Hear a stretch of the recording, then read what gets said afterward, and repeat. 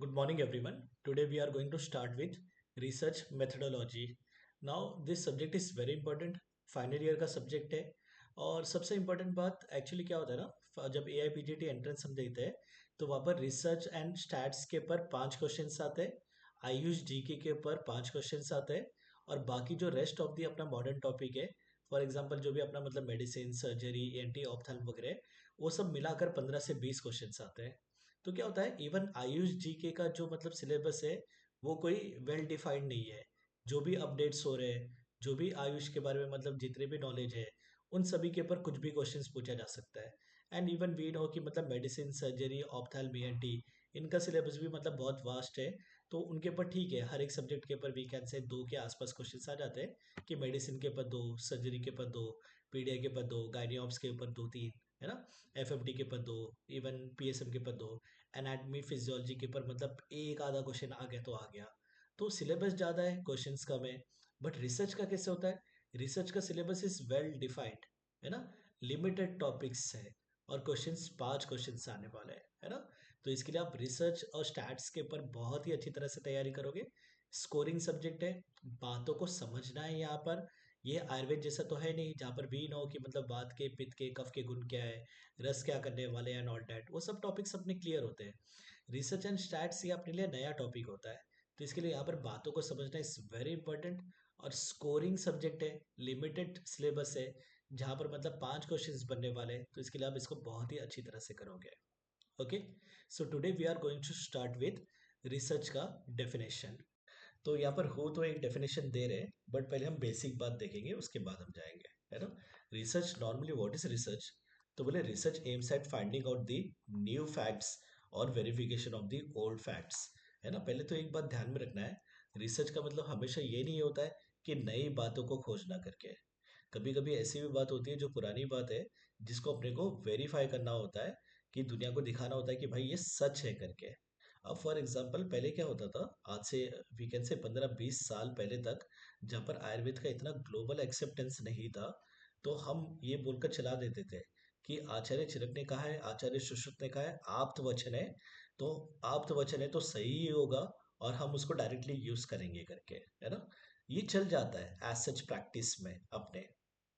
But क्या होता है, जब आपको आयुर्वेद की ग्लोबल एक्सेप्टेंस की बात आती है, कि मतलब इनको फॉरेन कंट्रीज वाले भी, इवन मतलब we can say general public भी इसको एक्सेप्ट करे, तो वहाँ पर आपको प्रूफ देना पड़ता है, वहाँ पर आपको रिसर्च देना पड़ता है। ऐसा तो नहीं होगा ना कि रामदेव बाबा मतलब उठेंगे और बोलेंगे कि कोरोनिल टैबलेट है, जो मतलब क्या कोरोना में मतलब वी कैन यूज, है ना, कोविड 19 में वी कैन यूज। तो उनके बोलने से नहीं होगा, उनको रिसर्च पेपर प्रूव करना होगा कि मतलब हमने इतने पेशेंट्स को दिया था और फिर मतलब ये मिला कि मतलब उन्होंने इतने पेशेंट्स को ठीक किए और ऐसे मतलब सिम्टम्स वगैरह की कमी हुई एंड ऑल डैट। ये सब उनको प्रूव करना पड़ता है ना। तो that's why it is very important कि मतलब ग्लोबल एक्सेप्टेंस के लिए रिसर्च जरूरी है। तो जो पुराने सिद्धांत है जो अपने मतलब संहिता वगैरह में लिखे हुए हैं, तो उनको भी वेरीफाई करना, दैट इज ऑल्सो रिसर्च।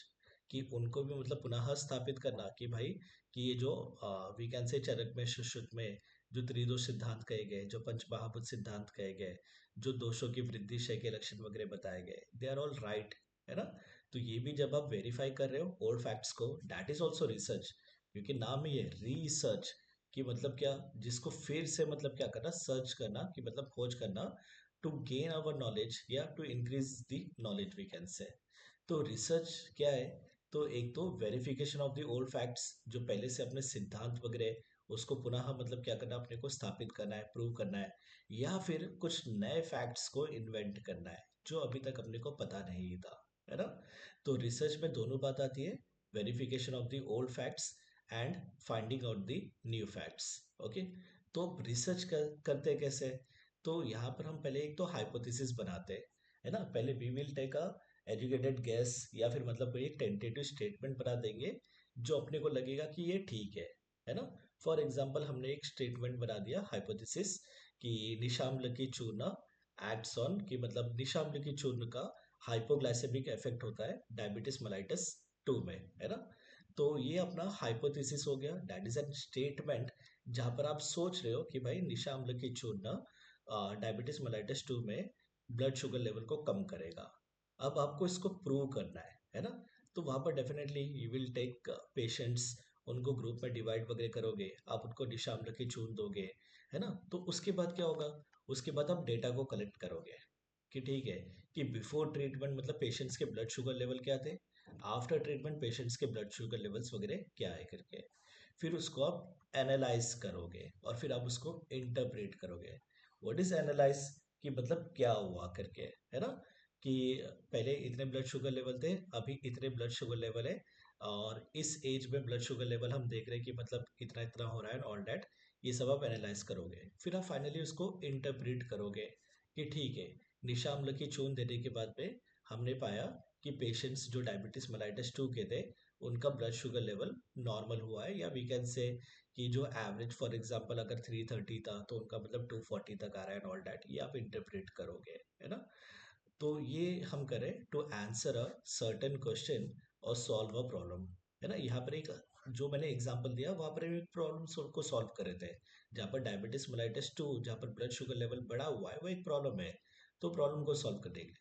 या फिर कोई क्वेश्चंस को भी मतलब हम आंसर करने के लिए ऐसे कुछ क्वेश्चंस जहाँ पर मतलब we are not having certain answers कि भाई ये कैसे हो रहा है, क्या हो रहा है, तो उसके लिए भी हम रिसर्च कर सकते हैं। तो रिसर्च में हम क्या करते हैं, तो हम हाइपोथेसिस मतलब एक स्टेटमेंट वगैरह रखते हैं, उसी को मतलब बेसिस रखते हुए हम वहाँ पर क्या करें, तो पेशेंट्स ले रहे हैं, पेशेंट्स को ग्रुप में डिवाइड कर रहे हैं, उसके बाद में जो भी आपको ट्रीटमेंट देना है या जो भी कुछ करना है आप वो कर रहे हो।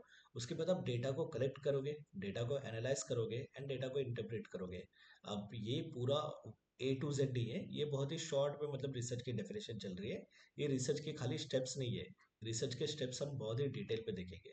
अब आप खाली डेफिनेशन में दो तीन वर्ड सुन रहे हो बस, ऐसे नहीं कि यहीं पर मतलब पूरा रिसर्च का स्टेप्स हो गया, ऐसे कुछ नहीं है ना। तो research is the systematic collection, analysis and interpretation of data, क्यों, to answer a certain question और to solve a problem. Okay. अब WHO क्या बताती है रिसर्च के बारे में, तो बोलते हैं research is a quest for knowledge, है ना। यहाँ पर मतलब क्या कर रहे हैं हम, नॉलेज की खोज कर रहे हैं, कैसे, थ्रू डिलीजेंट सर्च, है ना। अब नॉलेज की खोज करें तो definitely you should be having an aggressive search.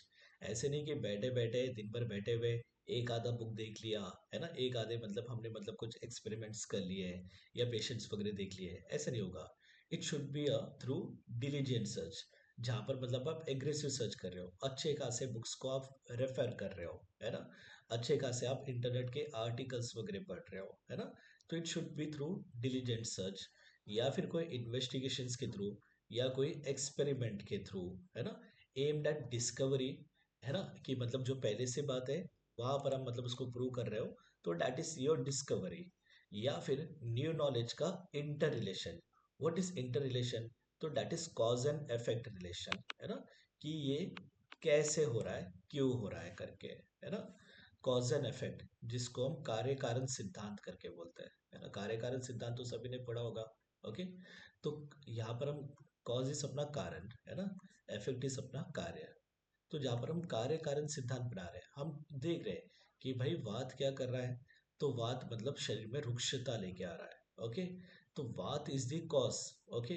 और रुक्षता क्या है, उसका कार्य है। तो ये क्यों हो रहा है करके, है ना। या फिर मतलब अगर आप देख रहे हो कि एक ड्रग क्या कर रहा है, तो वहां पर मतलब एंटीपायरेटिक एक्शन कर रहा है, कि जहाँ पर मतलब बॉडी टेम्परेचर जो रेज है, फीवर हुआ पेशेंट को, उसको कम कर रहा है। तो ये कैसे कर रहा है ना, कि मतलब ऐसा क्या एक्शन कर रहा है जिसकी वजह से बॉडी टेम्परेचर कम हो रहा है। बॉडी टेम्परेचर कम हो रहा है, डैट मीन्स कि मतलब एंटीपायरेटिक इफेक्ट हो रहा है, डैट इज उसका कार्य, है ना। और कॉज क्या था, for example one of the द्रव्य था कि गुड़ुची वगैरह। तो ये मतलब गुड़ुची जो है वो क्या कर रहा है, तो एंटीपायरेटिक एक्शन कर रहा है उसके, फॉर एग्जांपल तिक्त रसात्मक तिक्त रस की वजह से। तो यहाँ पर आप क्या कर रहे हो, तो कॉज एंड इफेक्ट का रिलेशन बता रहे हो। ओके। तो research is a quest for knowledge, ये एक नॉलेज की खोज है, through diligent search, through aggressive search, या कोई इन्वेस्टिगेशंस के थ्रू या एक्सपेरिमेंट्स के थ्रू। क्यों, to it is aimed at discovery, कि मतलब जो पहले से फैक्ट्स है उसको पुनः स्थापित करना, या फिर अगर कोई न्यू नॉलेज में कि मतलब ये कैसे हो रहा है करके। आप खाली इतना नहीं बोलोगे, ये नहीं रिसर्च होगा कि भाई ये हो रहा है करके, ये हो रहा है, तो you have to give some मतलब थियरीज, या फिर मतलब आपको एक्सपेरिमेंट्स वगैरह करके दिखाना पड़ेगा कि ये क्यों हो रहा है करके, है ना। तो डैट इज न्यू नॉलेज का इंटर रिलेशन, कि जहाँ पर आप कॉज एंड इफेक्ट बता रहे हो कि ये मतलब कॉज था, इसकी वजह से ये इफेक्ट आया था, है ना। दैट इज अपना कार्य कारण सिद्धांत। ओके, तो यहाँ पर आप यूजी में दो तीन डेफिनेशन कर लोगे, पीजी में no one is going to ask the definition, but we should know, है ना, कि भाई रिसर्च क्या है करके। अब रिसर्च की हम निरुक्ति देख रहे हैं, तो यहाँ पर रिसर्च में रिसर्च दोनों वर्ड है। तो री मतलब सीधी बात है कि मतलब फिर से, है ना, और सर्च करना है अपने को, क्यों, to increase our knowledge, to gain some knowledge. हम क्या कर रहे हैं यहाँ पर, रिसर्च कर रहे हैं, है ना। तो सीधी बात है, नाम में ही है टू सर्च अगेन, कि पहले अगर मतलब ठीक है किसी ने कुछ थियरी दिए हुए तो उसको भी अगर अपने को वेरीफाई करना है तो दैट इज ऑल्सो रिसर्च। या फिर अगर अपने नए नॉलेज के लिए भी अगर हम मतलब कुछ ये कर रहे हैं तो दैट इज ऑल्सो रिसर्च। तो रिसर्च मतलब क्या, to search again, to search again and again. हम मतलब दूसरे तरीके से वहां पर मतलब क्या करेंगे, उसके बारे में सोचेंगे, है ना। कि पहले वाले ने तो ये सिद्धांत दे दिया, यू विल बी लाइक कि ठीक है, हम मतलब उसने कुछ अलग से मतलब उन्होंने रिसर्च करने का तरीका रखा था, आप कोई अलग तरीका सोचकर आप मतलब उसको फिर और वेरीफाई कर रहे हो। या फिर अगर आपको लग रहा है कि गलत है करके तो आप उसको गलत प्रूव कर रहे हो, that is also research. Research में कभी भी यही बात नहीं होता है कि मतलब सभी हम सही प्रूव करें करके। ऐसे भी मतलब आप रिसर्च करके दिखा सकते हो कि ठीक है चरक में ये लिखा गया है, शुश्रुत में ये लिखा गया है, बट रियल में ऐसा नहीं मिल रहा है करके। देना चांसेस, क्यों, क्या होता था, चरक संहिता सुश्रुत संहिता सब भुर्ज पत्र पर लिखे गए। अब भुर्ज पत्र की जो शेल्फ लाइफ होती थी वो नियर अबाउट 250-300 साल वगैरह होती थी। उसके बाद जब वो खराब हो जाते थे तो फिर मतलब वो क्या होता था, फिर दूसरे लोग नए भुर्ज पत्र पर लिखते थे। ओके, अब इवन वी नो, हम कभी कॉलेज नहीं जाते तो अपने पास अपने फ्रेंड का हम नोटबुक ले लेते। अब वो फ्रेंड की नोटबुक अगर उसकी हैंडराइटिंग अगर कुछ खराब हो, या हम ही मतलब कोई टाइम पास करते करते लिख रहे हैं, तो कुछ ना कुछ हम गलत लिख ही देते हैं करके। तो ऐसे भी बहुत बार हुआ है कि मतलब भूर्ज पत्र से कॉपी पेस्ट करते समय तो वहां पर भी गलती हो गई है। या फिर कुछ बातें मतलब वहां पर एक दो भूर्ज पत्र फट गए थे, घूम गए थे, तो वहां पर भी चांसेस है कि कुछ गलती हो जाए करके। तो जरूरी नहीं है चरक संहिता के ऊपर, सुश्रुत संहिता के ऊपर, या जो भी काश्यप वाग्भट के ऊपर अगर आप रिसर्च कर रहे हो तो सभी सही ही प्रूव हो। वहां पर आप ये भी प्रूव कर सकते हो कि ठीक है देर आर चांसेस कि ये गलत है करके, दैट इज ऑल्सो रिसर्च। तो रिसर्च में हमेशा जरूरी नहीं है कि आप सभी चीजें मतलब जो है वैसे के वैसे सही दिखाओ करके। अगर आप ये भी दिखा सकते हो कि ठीक है यहाँ पर ऐसा लिखा है बट रिसर्च करने पर पाया गया कि ये सही नहीं है करके, तो दैट इज ऑल्सो रिसर्च, है ना। तो word research means this, it is a search for knowledge, है ना, जहाँ पर हम अपने नॉलेज को बढ़ा रहे हैं या कोई न्यू नॉलेज वगैरह हम ऐड करें, that all comes under research. Okay, तो डेफिनेशन तो आप कर लोगे। अब आयुर्वेद में हम इसको अनुसंधान से कंपेयर करते हैं, है ना, सीधी बात है, रिसर्च इज अनुसंधान। तो यहाँ पर कोई आचार्य चरक सुश्रुत वगैरह ने डेफिनेशन नहीं दिया है, प्रियव्रत शर्मा, है ना, जो अपने द्रव्य गुण के बुक के राइटर है, उन्होंने ही रिसर्च की यहाँ पर डेफिनेशन दी है। क्या बता रहे, कार्य कारण भाव से द्रव्यानाम गुण कर्मणो, बोले द्रव्यों के गुण और कर्म, है ना।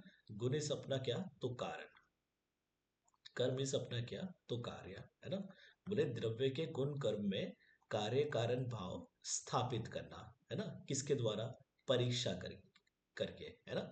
आप परीक्षा करके कोई इन्वेस्टिगेशन, कोई एक्सपेरिमेंट, कोई मतलब लिटरेचर रिव्यू वगैरह करके उसके द्वारा ही आप इसको स्थापित करोगे। ऐसे तो नहीं बोलोगे ना कि ठीक है ये ऐसा है करके।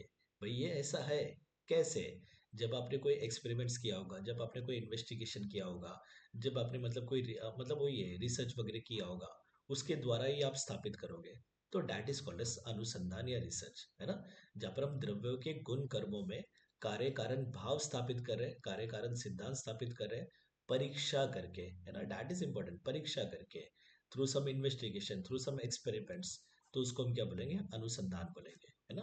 तो ये भी आप यूजी के लिए रट लोगे, कार्य कारण भाव से द्रव्यानाम गुण कर्मणो परीक्षा स्थापनम सम्यक अनुसंधानम उच्यते, कि द्रव्य के गुण कर्म में कार्य कारण भाव को स्थापित परीक्षा के करके कार्य कारण भाव को स्थापित करना, दैट इज कॉल्ड एज अनुसंधान।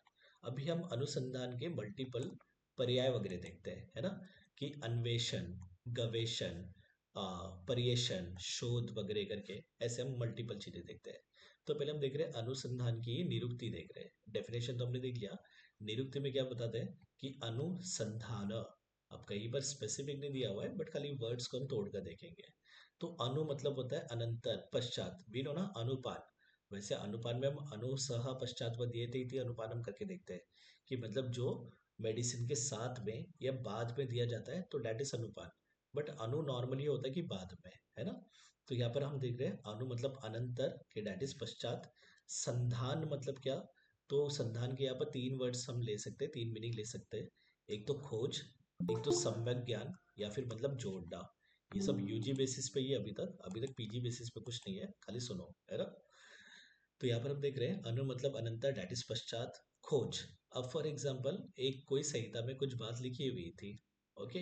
अब वो नॉलेज जो है वो लुप्त हो गई, तो उसको पुनः हम क्या कर रहे हैं, तो खोज कर रहे हैं। या फिर कुछ बात लिखी हुई है तो उसको हम पुनः स्थापित कर रहे हैं, है ना।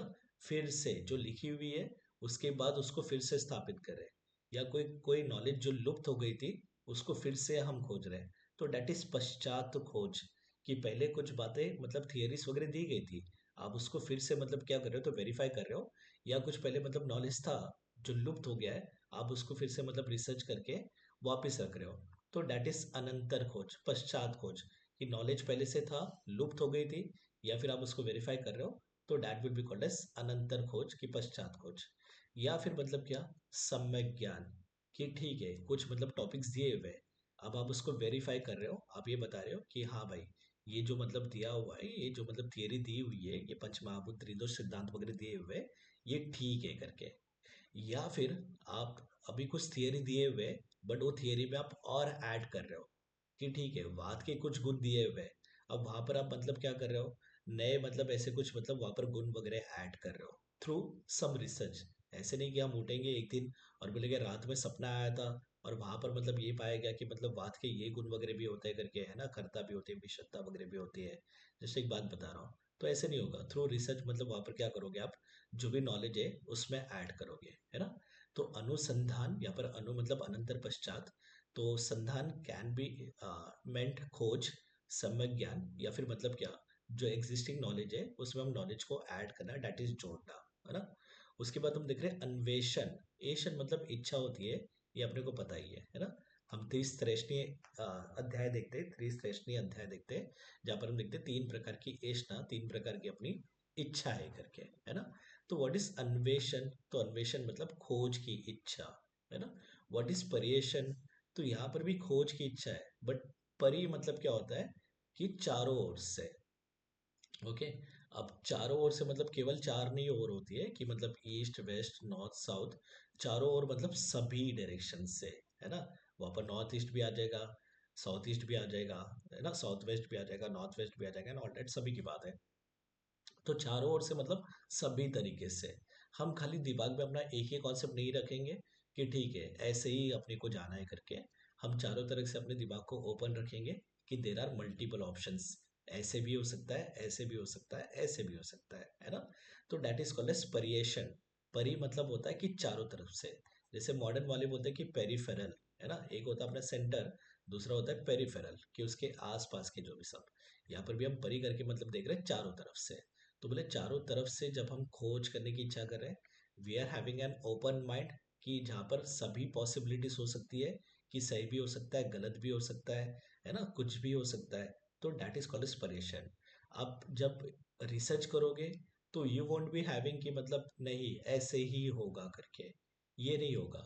यू विल बी हैविंग कि ऐसे हो सकता है या फिर ऐसे नहीं भी हो सकता है। निशाम्ल की चूना एंटी डायबिटिक एक्शन, या we can say anti hyperglycemic activity कर सकता है, anti hyperglycemic I am saying, कि जहाँ पर ब्लड शुगर लेवल को कम कर सकते हैं या फिर नहीं भी कर सकता है। वहीं पर हम देखते हैं ना कि alternate hypothesis and null hypothesis.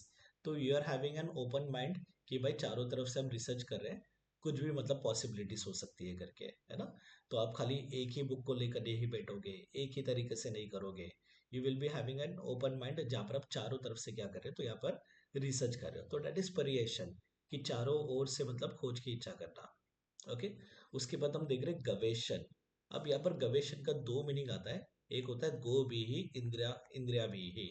एक मतलब होता है गो भी ही, यहाँ पर गो भी मतलब इंद्रिय वगैरह, कि अपने इंद्रियों के द्वारा मतलब हम क्या कर रहे हैं, तो खोज कर रहे हैं, है ना। इंद्रियों के द्वारा मतलब अपने ज्ञान इंद्रियों के द्वारा, कि जहाँ पर मतलब हम सभी इंद्रियों का प्रयोग करवा रहे हैं, है ना, जो भी अपने चक्षुर इंद्रिय है, रसन इंद्रिय है, स्पर्श इंद्रिय एंड ऑल दैट। दूसरा क्या होता है गवेशन, कि मतलब गाय को चराने वाला। अब गाय को जो चरवाहा होता है वो गाय को फॉर एग्जांपल किसी जंगल पे लेके गया है और वहां पर गाय घूम गई। अब गाय घूम गई तो एक ही डायरेक्शन में भागेगी क्या? नहीं, वो चारों डायरेक्शन में भागेगा सभी जगह पर, मतलब पूरे जंगल में, मतलब वो खोज करने वाला है जब तक उसको गाय मिल नहीं जाती। तो बोले वैसे ही अपने को रिसर्च भी करना है, एक ही डायरेक्शन में नहीं चलना है अपने को, वहां पर अपने को सभी पॉसिबिलिटीज ओपन रखते हुए वहां पर अपने को रिसर्च करना है। तो डेट इज गवेशन। गवेशन का मीनिंग ये भी हो सकता है कि जो चरवाहा है जैसे गाय को ढूंढता है वैसे, या फिर गो भी ही, है ना। तो गो भी ही मतलब इंद्रिय अपने, कि अपने इंद्रियों के द्वारा हम क्या करें यहाँ पर खोज करें, तो डेट इज ऑल्सो गवेशन, है ना। तो अन्वेषण, पर्यवेक्षण, गवेषण, अनुसंधान, ये सब क्या है, एक दूसरे के पर्यायवाची वर्ड्स है। ठीक है, this were all basic introduction. यहाँ पर कोई क्वेश्चंस बनने के पीजी में कोई चांस नहीं है ना। उसके बाद हम देखेंगे टाइप्स ऑफ रिसर्च। यहाँ से क्वेश्चंस बनने अपने स्टार्ट हो गए। ठीक है, तो पहले हम टाइप्स ऑफ रिसर्च में देख रहे हैं प्राइमरी रिसर्च और सेकेंडरी रिसर्च, है ना। एक हम देखेंगे प्राइमरी रिसर्च, उसी से रिलेटेड हम देखेंगे सेकेंडरी रिसर्च। तो व्हाट इज प्राइमरी रिसर्च? तो primary research is one that involves the gathering of data when data about the particular subject is collected for the first time. जहाँ पर मतलब कोई भी सब्जेक्ट का जो हम डेटा कलेक्ट कर रहे हैं वो पहली बार मतलब हम डेटा कलेक्ट कर रहे हैं, तो that is called as primary research.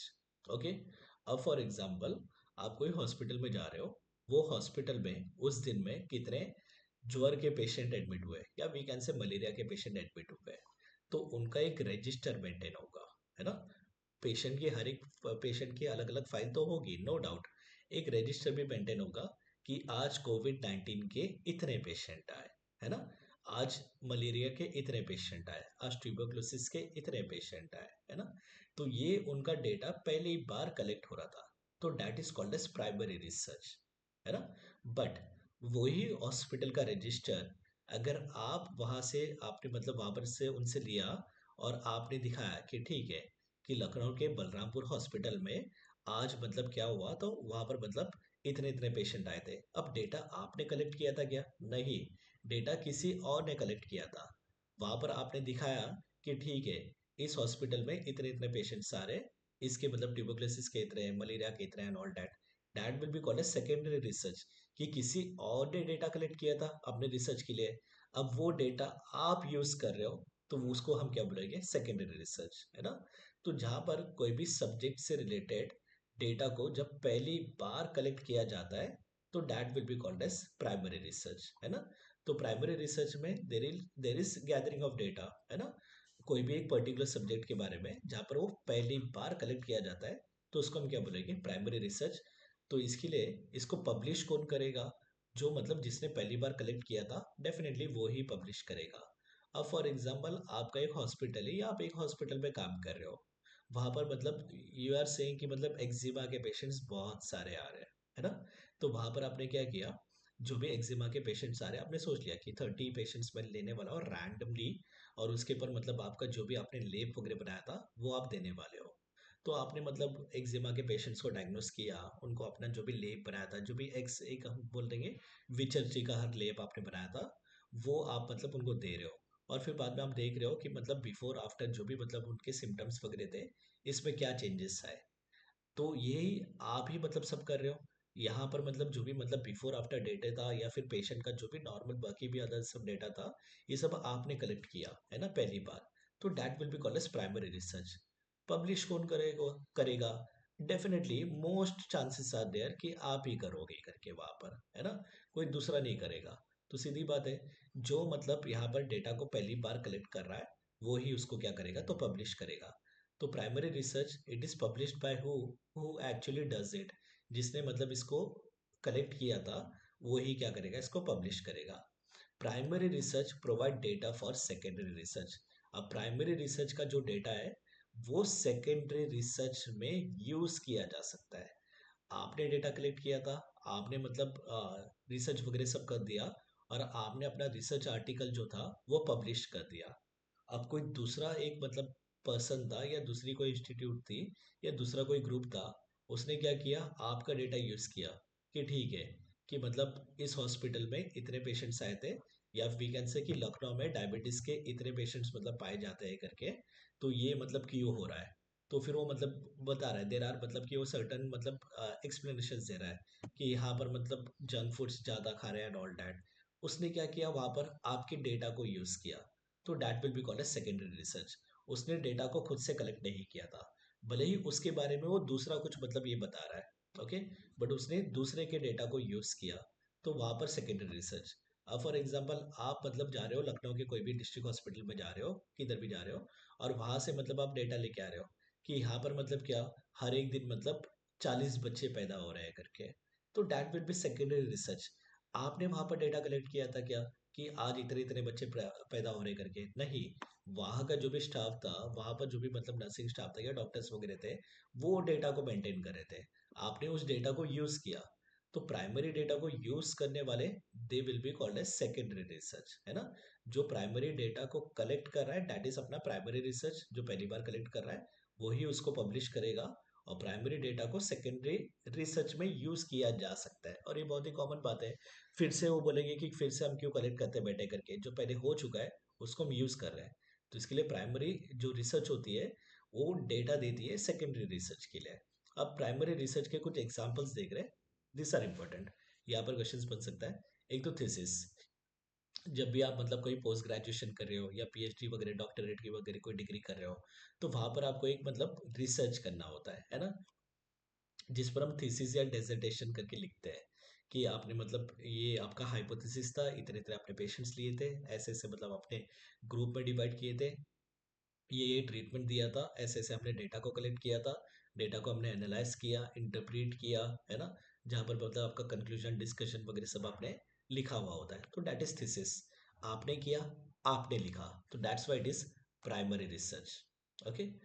दूसरा, कोई सर्वे हो सकता है ना, एक गांव में आप जा रहे हो, वहां पर आप क्या कर रहे हो, वहां पर आप देख रहे हो एनीमिक पेशेंट्स को आप सर्वे कर रहे हो, या फिर वी कैन से कि जो अंडर नरिश्ड या माल नरिश्ड जो मतलब बच्चे वगैरह उनके बारे में आप सर्वे कर रहे हो। सर्वे आप कर रहे हो, पब्लिश आप कर रहे हो, तो that's why it is also called as primary research.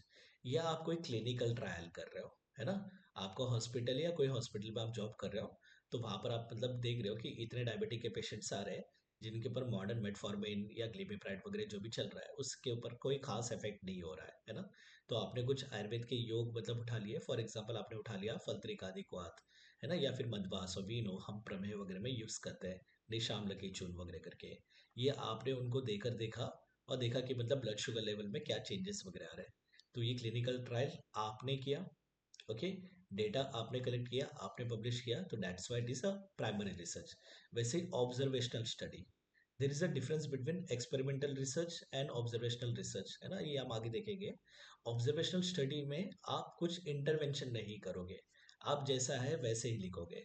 अब फॉर एग्जांपल इसके पहले मैंने क्या एग्जांपल दिया था कि डायबिटिक पेशेंट्स आ रहे थे, आपने देखा उनका ब्लड शुगर लेवल बढ़ा हुआ है, तो आपने ट्रीटमेंट दिया था ब्लड शुगर लेवल को कम करने के लिए। अब फॉर एग्जांपल दूसरे टाइप ऑफ रिसर्च, जहाँ पर आप क्या कर रहे हो कि डायबिटिक पेशेंट्स आ रहे हैं, तो वहां पर आप उनका खाली ब्लड शुगर लेवल लिख के रख रहे हो, आपने कोई वहां पर ट्रीटमेंट नहीं दी थी जिससे मतलब उनका ब्लड शुगर लेवल कम हो करके, आप केवल ऑब्जर्व कर रहे थे, अच्छा आज 100 पेशेंट्स आए थे, तो उनके इतने इतने ब्लड शुगर लेवल वगैरह थे करके, है ना। तो दैट इज ऑब्जर्वेशनल स्टडी, आप खाली ऑब्जर्व कर रहे हो, आप इंटरवीन नहीं कर रहे हो वहां पर, आप वहां पर कोई एक्सपेरिमेंट वगैरह नहीं कर रहे हो, आप खाली जो है उसको वैसे लिख रहे हो।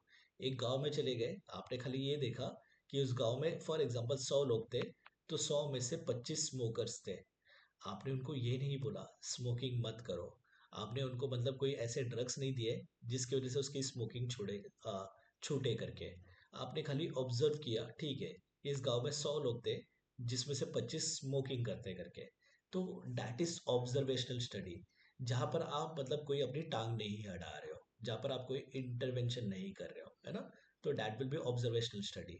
तो observational study will also come under primary research, है ना, क्योंकि आप ऑब्जर्व कर रहे हो, आप डेटा को कलेक्ट कर रहे हो, आप डेटा को पब्लिश कर रहे हो, तो दैट इज प्राइमरी रिसर्च। वैसे experimental studies nothing but clinical trial and all that, उसी में आ जाएगा। या फिर आपने एक क्वेश्चनर बना दिया, है ना, कि एक गांव में जाके सर्वे तो करना था, उसका आपने मतलब एक क्वेश्चनर बना दिया। क्वेश्चनर मतलब एक लिस्ट होती है जहाँ पर आपने मतलब मल्टीपल क्वेश्चंस वगैरह लिख दिए और उसका फिल इन द ब्लैंक्स में या फिर मतलब जो वी कैन से कुछ ऑप्शंस पे वगैरह दे दिए। फॉर एग्जांपल एक क्वेश्चनर आपने बनाया था स्मोकर्स के लिए कि आप दिन में कितना स्मोकिंग करते हो, तो बोलेगा कि वहाँ पर तो सीधी बात है फिल इन द ब्लैंक होगा। तो वो बोलेगा कि ठीक है, दिन में मतलब मैं 8 सिगरेट पी लेता हूँ। कितने सालों से पी रहे हो, है ना? या फिर मतलब कौन सी ब्रांड की पी रहे हो, कब पीते हो, सुबह पीते हो, शाम में पीते हो, खाने के बाद पीते हो, है ना? ये सब आपने क्वेश्चनर बना दिया। ओके, तो ये क्वेश्चनर के हिसाब से आप क्वेश्चंस पूछोगे, वो आंसर देगा। डेटा आप कलेक्ट कर रहे हो, पब्लिश आप कर रहे हो, तो that's why it is also primary research. या फिर आप मतलब लोगों के इंटरव्यूज ले रहे हो। ओके, अब यहाँ पर इंटरव्यू मतलब यहाँ पर टीवी वाले इंटरव्यू नहीं चल रही है, यहाँ पर पेशेंट्स वगैरह के इंटरव्यू के बारे में हम सोच रहे हैं। क्योंकि रिसर्च के बारे में जब हम सोच रहे हैं तो हम मेडिकल रिसर्च सोच रहे हैं, है ना? तो यहाँ पर हम पेशेंट के इंटरव्यूज वगैरह ले रहे हैं कि ठीक है, आपको कैंसर हुआ था, तो कैंसर होने के पहले आपकी मतलब डाइट वगैरह कैसे थी, है ना? आपके मतलब डाइटरी हैबिट्स वगैरह क्या थी, फैमिली हिस्ट्री वगैरह क्या है, ऐसे आप इंटरव्यू ले रहे हो। तो आपने इंटरव्यू लिया, आपने डेटा कलेक्ट किया, आपने पब्लिश किया, that's why it is also type of primary research, है ना? तो thesis, survey, clinical trials, observational study, experimental study, questioners, interviews, they all will come under primary research. ठीक है, तो प्राइमरी रिसर्च में क्या है, जहाँ पर जो पर्टिकुलर कोई भी सब्जेक्ट है उसका जो डेटा कलेक्शन हो रहा है वो फर्स्ट टाइम हो रहा है ना? और इसको जो सीधी बात है, जो इसको कलेक्ट कर रहा है वही इसको क्या करेगा, पब्लिश करेगा, है ना? और प्राइमरी रिसर्च का जो डेटा है वो सेकेंडरी रिसर्च में यूज किया जा सकता है। ठीक है, और प्राइमरी रिसर्च के जो एग्जांपल्स है वो हमने देख लिए। उसके बाद हम देख रहे हैं secondary research. Secondary research is also a research method, definitely, which involves use of data already collected through primary research.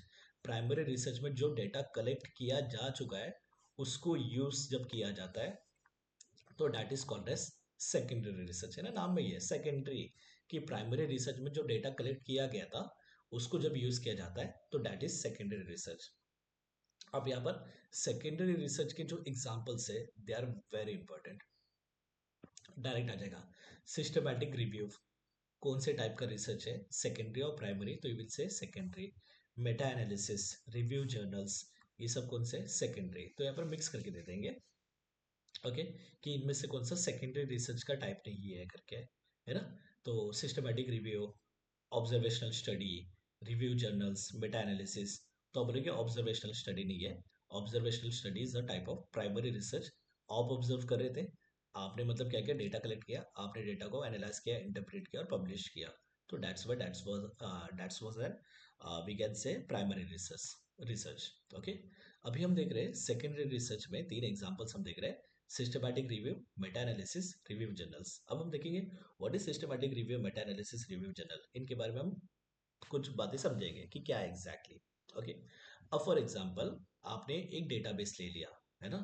एक बड़ी सी यूनिवर्सिटी थी, वी आर सेइंग कि मतलब एनआईए, एनआईए में मतलब जितने भी वी कैन से जो थीसिस वगैरह हुए थे, जो भी मतलब रिसर्च वगैरह हुए थे, उसका एक डेटाबेस है। जस्ट वी आर थिंकिंग ये है, एक्चुअली है ऐसे, जो एनआईए का, अहमदाबाद का, जामनगर का, इनका मतलब एक ऑल टुगेदर एक डेटाबेस है। ठीक है, जहाँ पर जितने भी रिसर्च हुए वो सभी उन्होंने स्टोर करके रखा हुआ है। ठीक है, अब इस डेटाबेस में आपको देखना है कि आपको मतलब ये था कि भाई कि जो प्रमेय हम ले रहे हैं, कि ठीक है, हमने ले लिया कफज प्रमेय। कफज प्रमेय में अपने को देखना है कि कौन कौन से रिसर्च हो चुके हैं करके। ओके, और मतलब वहां पर फाइनली क्या मतलब हुआ था करके, कि उनका कंक्लूजन वगैरह क्या आया था एंड ऑल दैट। तो आपने क्या किया, वो डेटाबेस में सर्च कर लिया कि कफज प्रमेय है। तो वहां पर क्या होगा, अब इस डेटाबेस में सीधी बात है, सभी, फॉर एग्जांपल वहां पर 1000 रिसर्च हुआ है, तो सभी रिसर्च तो मतलब प्रमेय के ऊपर नहीं होगा। फॉर एग्जांपल वहां पर मतलब जो थे 15 जो रिसर्च थे वो प्रमेय के ऊपर थे, तो जितने भी 15 रिसर्च थे प्रमेय के ऊपर वो एक के बाद एक आ जाएंगे, है ना? एक के बाद एक आएंगे, और जिसमें उसके सामने उनका समरी लिखा होगा। तो that is called as systematic review. It is a type of literature review. Literature पहले से ही प्रेजेंट है ना? जो भी मतलब 100 लोगों ने या 1000 लोगों ने अपना अपना रिसर्च किया था, उस डेटाबेस में प्रेजेंट है, दैट इज द लिटरेचर। वो लिटरेचर का हम रिव्यू कर रहे हैं, कि उसमें से देख रहे हैं कि डायबिटीज के ऊपर या प्रमेह के ऊपर कितने रिसर्च हुए और उनका फाइनली समरी क्या है करके, है ना? तो that is called a systematic review. यहाँ पर आप कुछ नहीं कर रहे थे, आपने रिसर्च किया क्या, प्राइमरी रिसर्च की पहली बार मतलब पेशेंट्स को कलेक्ट किया या फिर उनके ऊपर रिसर्च मेडिसिन वगैरह दिया या उनका डेटा वगैरह कलेक्ट किया, नहीं। आपने क्या किया, जो बाकी लोगों ने रिसर्च किया था और कोई एक डेटाबेस में स्टोर किया था, आपने उसमें सर्च किया और ये देखा कि ठीक है, 1000 वहाँ पर रिसर्च हुए तो वहाँ पर 15 रिसर्च डायबिटीज के थे। और उनका मतलब क्या, उनकी समरी वगैरह क्या थी कि किसने कौन सा ड्रग यूज किया था और क्या मतलब वहाँ पर रिजल्ट मिला था। इसके हिसाब से आप 15 आपको रिसर्च मिल गया, इसके हिसाब से आप ढूंढ लोगे अच्छा यार यहाँ पर जो 7वां रिसर्च था ना वो मुझे सही लगा, यहाँ पर उन्होंने जो मेडिसिन दिया था वो बेटर एक्शन कर रही है करके ऐसे अपने को लग रहा है। And then you will be like कि ठीक है हम इसको मतलब क्या करेंगे, यूज करेंगे। तो दैट इज सिस्टमैटिक रिव्यू। ये सेकेंडरी रिसर्च है। क्यों, यहाँ पर जो पहले से ही मतलब रिसर्च हुए थे उसमें आपने ढूंढा और फिर मतलब आपने उसको यूज किया। तो यहाँ पर प्राइमरी रिसर्च का डेटा आप यूज कर रहे हो। ठीक है, समझ में आ गया। तो सिस्टमैटिक रिव्यू में एक लिटरेचर रिव्यू का टाइप है। What is literature review? For example आप चरक संहिता में ढूंढ रहे हो कि भाई प्रमेय के लिए क्या कहा है, सुश्रुत संहिता में ढूंढ रहे हो प्रमेय के लिए क्या क्या कहा है, या फिर इंटरनेट पे ढूंढ रहे हो, डेविडसन हैरिसन में ढूंढ रहे हो कि मतलब डायबिटीज के लिए क्या कहा है, या इंटरनेट पे ढूंढ रहे हो कि मतलब डायबिटीज के ऊपर क्या रिसर्च वगैरह हुए और क्या पाया गया। तो दैट इज लिटरेचर रिव्यू। तो it is a type of literature review जहां पर हम देख रहे हैं कोई भी डेटाबेस में कि इस टॉपिक के ऊपर कितने रिसर्च हुए और उनका समरी क्या है करके। तो रिसर्च हमने नहीं किया था, जो प्राइमरी रिसर्च किसी और ने किया था, किसी और का डेटा था, ये हम यूज कर रहे हैं। तो that's Y systematic review will come under secondary research. समझ में आ गया। सिस्टमैटिक रिव्यू में हम क्या करेंगे, कोई भी डेटाबेस में सर्च करेंगे जहां पर उससे रिलेटेड जितने भी रिसर्च हुए वो सभी सब सामने आ जाएंगे, उनकी समरी सामने आ जाएगी। पूरा का पूरा ये नहीं होगा कि पूरा का पूरा 150 पेज का रिसर्च नहीं आएगा, समरी आ जाएगी फाइनली कि ये ड्रग यूज किए थे, इतने दिन यूज किए थे, ये अनुपात था और ये रिजल्ट मिला करके, है ना। फिर आप देख लोगे ठीक है 15 अपने को मिल गया, 15 में से बेटर कौन है वो वगैरह आपने यूज कर लिया एंड ऑल दैट। तो दैट इज सिस्टमैटिक रिव्यू, है ना। तो systematic review is type of literature review, जो पहले से ही लिटरेचर प्रेजेंट थे उसमें हमने ढूंढा। तो ये हम दूसरे के रिसर्च के डेटा को यूज कर रहे हैं। तो that's why it will come under secondary research, है ना। उसके बाद हम देख रहे हैं मेटा एनालिसिस। अब मेटा एनालिसिस में स्टैटिस्टिकल एनालिसिस है ना, जहां पर मल्टीपल जो साइंटिफिक स्टडी है उसके रिजल्ट को कंबाइन करके एक फाइनल वो देगा कंक्लूजन। ओके। सिस्टमैटिक रिव्यू में क्या, जब हम डेटाबेस में सर्च कर रहे थे तो जितने भी उस टॉपिक पर रिसर्च थे वो सभी अपने सामने आ गए थे with their summary. Okay. Meta analysis में क्या होगा, जब आप रिसर्च करोगे तो वो आपको एक फाइनल रिजल्ट देगा। फॉर एग्जाम्पल आपने मतलब वहां पर विश्व मलेरिया के बारे में सर्च किया, है ना। अब मलेरिया के बारे में सर्च करने के बाद में वहां पर 1000 मतलब जो टोटल वीकेंड से 1000 हम बोल रहे हैं कि 1000 वहां पर रिसर्च थे, तो उसमें से 20 जो रिसर्च थे वो मलेरिया के बारे में थे। अब मेटा एनालिसिस में क्या होगा, वो 20 के 20 रिसर्च आपको नहीं देगा, है ना। वो आपको एक फाइनल कंक्लूजन देगा कि मैंने सब सर्च कर लिया और ये पाया कि मतलब इसमें अगर हम मतलब जस्ट आई एम सेइंग कि अगर हम सप्तपन यूज कर रहे हैं तो यहाँ पर मतलब बेटर रिजल्ट अपने को मिल रहा है करके, है ना। ऐसे ऐसे मतलब जो भी मतलब स्टैटिस्टिक्स वगैरह मिल रहे हैं कि इतना मतलब हमने देखा कि इतने पेशेंट्स वगैरह सब ठीक हो गए, है ना। तो मेटा एनालिसिस में क्या होगा, it will combine the results of multiple scientific study और आपको एक फाइनल वो कंक्लूजन देगा कि भाई ये बेटर है, ये आप यूज करो। सिस्टमैटिक रिव्यू में क्या होगा, जितने भी मतलब रिसर्च हुए थे वो सभी आ रहे थे अपने सामने, उन सभी का समरी वगैरह आ रहा था। तो डेट वाज सिस्टमैटिक रिव्यू, है ना। तो एक लिटरेचर रिव्यू का टाइप था।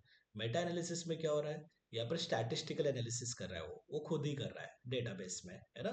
कि जितने भी मतलब रिसर्च वगैरह थे वो सभी का उसने स्टैटिस्टिकल एनालिसिस कर लिया कि इनमें से मतलब कौन सा बेटर है करके, और वो ही मतलब अपने सामने आ रहा है और वो ही मतलब हम आगे क्या कर रहे हैं एज अ रिसर्च करके दिखा रहे हैं। तो डेट इज सेकेंडरी रिसर्च, कि पहले से ही जो डेटा अवेलेबल था वहां पर हमने खाली इतना रिसर्च किया कि मतलब बेटर स्टैटिस्टिक्स वगैरह अपने को कहाँ पर मिल रहे हैं, बेटर अपने को मतलब रिजल्ट कहाँ पर मिल रहा है, वो ही हमने पुट फॉरवर्ड कर दिया कि भाई 25 लोगों ने किया था, है ना। अब क्या इससे क्या होगा, इससे अपना काम ठीक हो जाएगा। अभी अपने को हर एक मतलब जितने भी 25 थे उसके बारे में सभी के बारे में ढूंढ कर पढ़ते हुए अपने पढ़ने की जरूरत नहीं पड़ेगी। यहाँ पर उन्होंने एक फाइनल दे दिया कि ठीक है 25 वगैरह हुए थे, इसमें से इसमें बेटर मतलब एक्शन मिला है करके। तो that is Meta analysis. Systematic review में क्या होगा, 25 के 25 का आ जाएगा और उनके मतलब जो भी समरी है वो आ जाएगी। मेटा एनालिसिस में it will combine the result कि ये जो था मतलब ये जो रिसर्च हुआ है ये बेटर है और इसके ऊपर मतलब जो एक्शन मिल रहे हैं वो बेटर मिल रहा है करके। ठीक है, तो सिस्टमैटिक रिव्यू, बेटा एनालिसिस, ये सभी सेकेंडरी रिसर्च के टाइप है। वैसे रिव्यू जर्नल्स, अब फॉर एग्जांपल आपने मतलब रिसर्च किया निशाम्ल की चूर्ण का प्रमेय पर, और आपको जो भी रिजल्ट मिला वो आपने पब्लिश किया, है ना। ये क्या था, ये आपने पब्लिश किया कोई जर्नल में, तो that was primary research. Okay, अब क्या हुआ, कुछ लोग थे, है ना, एक्सपर्ट्स वगैरह भी कैन से, है ना। तो इन्होंने क्या किया, अब फॉर एग्जांपल उस साल में जो भी 10 डायबिटीज के ऊपर कोई मतलब आर्टिकल्स वगैरह पब्लिश वगैरह हुए थे, जो प्राइमरी रिसर्च जिन्होंने पब्लिश किया था, इन्होंने क्या किया, इन्होंने उसके ऊपर रिव्यू लिखा। ओके, कि ये जो 10 मतलब रिसर्च हुए थे, ये 10 में से अपने को लग रहा है पहले के बारे में उन्होंने लिख दिया कि मतलब ये जो था कि इन्होंने ठीक तरह से किया हुआ है, बट रिजल्ट कोई खास नहीं है तो इसको यूज करने का मतलब नहीं है। सेकंड वाले के बारे में लिखा है कि ये अपने को लग रहा है कि ये मतलब जो भी इन्होंने रिसर्च किया हुआ है ये फर्जी है, फेक है करके, तो इसको यूज करने का मतलब नहीं है। थर्ड उन्होंने लिखा इन्होंने रिसर्च भी ठीक तरह से किया है और इनके जो एक्शन मिल रहे हैं वो भी अपने को ठीक लग रहा है, तो ये सही है करके, है ना। तो रिव्यू जर्नल्स मतलब क्या है, रिव्यू जर्नल्स दूसरे के लिखे हुए आर्टिकल्स को रिव्यू करेंगे और अपना एक्सपर्ट ओपिनियन देंगे वहां पर, तो दैट इज रिव्यू जर्नल। तो रिव्यू जर्नल वालों ने भी खुद से प्राइमरी रिसर्च नहीं किया था, खुद से पेशेंट को देखकर उनके पर एक्सपेरिमेंट्स या उनके पर इन्वेस्टिगेशंस या जो भी मेडिसिन क्लिनिकल ट्रायल्स थे वो नहीं किया था, दूसरों ने किया था। दूसरों ने अपना आर्टिकल छापा था, इन्होंने अपना रिव्यू लिखा। ठीक है, फॉर एग्जाम्पल हम ले रहे मूवी के क्रिटिक्स, मूवी बना रहा है यश चोपड़ा, है ना। तो उसने मूवी बनाई, उसने एक्टर एक्ट्रेस वगैरह ले लिए, मूवी वगैरह बना दी, है ना। Then there are critical review देने वाले लोग, है ना, जिन्होंने लिखा ये मूवी में ऐसे ऐसी एक्टिंग हुई है, ऐसे ऐसे स्टोरी है और ये बकवास मूवी है करके, ये मूवी में ऐसी ऐसी एक्टिंग हुई है और मतलब ये ठीक है करके मूवी, तो दैट इज रिव्यू देना। तो वैसे रिव्यू जर्नल्स भी आते हैं। रिव्यू जर्नल्स क्या करेंगे, जो ऑलरेडी पब्लिश्ड आर्टिकल्स है उनके ऊपर रिव्यू लिखेंगे वो। ठीक है, तो इवन रिव्यू जर्नल्स भी किसके अंडर आएंगे, तो सेकेंडरी रिसर्च पे आ गए। होप सो समझ में आ गया। तो सिस्टमैटिक रिव्यू, मेटा एनालिसिस और review journals, they will come under secondary research. और जो मतलब अपने थीसिस से, सर्वे, क्लिनिकल ट्रायल से, ऑब्जर्वेशन स्टडी है, एक्सपेरिमेंटल स्टडी है, क्वेश्चनर से, इंटरव्यू से, ये अपने किस में आ जाएंगे, प्राइमरी रिसर्च पे आ जाएंगे। होप सो कोई डाउट नहीं है अभी तक, है ना। अभी तक हमने दो टाइप ऑफ रिसर्च देख लिया है। उसके बाद हम देख रहे हैं बेसिक रिसर्च, है ना, which is also called as fundamental और प्योर रिसर्च। और उसी से रिलेटेड हम देखेंगे applied research. Primary research, secondary research, they were related. अभी हम देख रहे हैं basic research and applied research. अब basic research is all about theories, there is no experiment, it's all about theories. Okay, तो basic research which is also called as fundamental और pure research. Fundaments, अब आयुर्वेद के फंडामेंट्स, है ना, आयुर्वेद के फंडामेंट्स क्या है, अपने वही त्रिदोष सिद्धांत, पंच महाभूत सिद्धांत, है ना। फिर मतलब अपने वीकेंड से कि मतलब अपनी अग्नि के बारे में सिद्धांत, तो that is our fundaments, that is our theory, है ना। तो basic research is also called as fundamental research या pure research. It is generally to conduct, it is generally conducted to develop some theories or to test existing theories. सीधी बात है, जो पहले से थियरी है, फॉर एग्जांपल त्रिदोष सिद्धांत है, त्रिदोष सिद्धांत को आप क्या कर रहे हो, तो टेस्ट कर रहे हो, मतलब वहां पर आप फिर से प्रूव करने का ट्राई कर रहे हो कि ठीक है वहां पर दिया है कि वात के ये गुण होते हैं करके, है ना। वात का संबंध अगर हम मतलब कोई महाभूत से बोले, तो वात दोष का संबंध आकाश और वायु महाभूत से आएगा। पित्त का संबंध किससे आएगा, अग्नि महाभूत से आएगा। कफ का संबंध किससे आएगा, पृथ्वी और जल महाभूत से आएगा, है ना।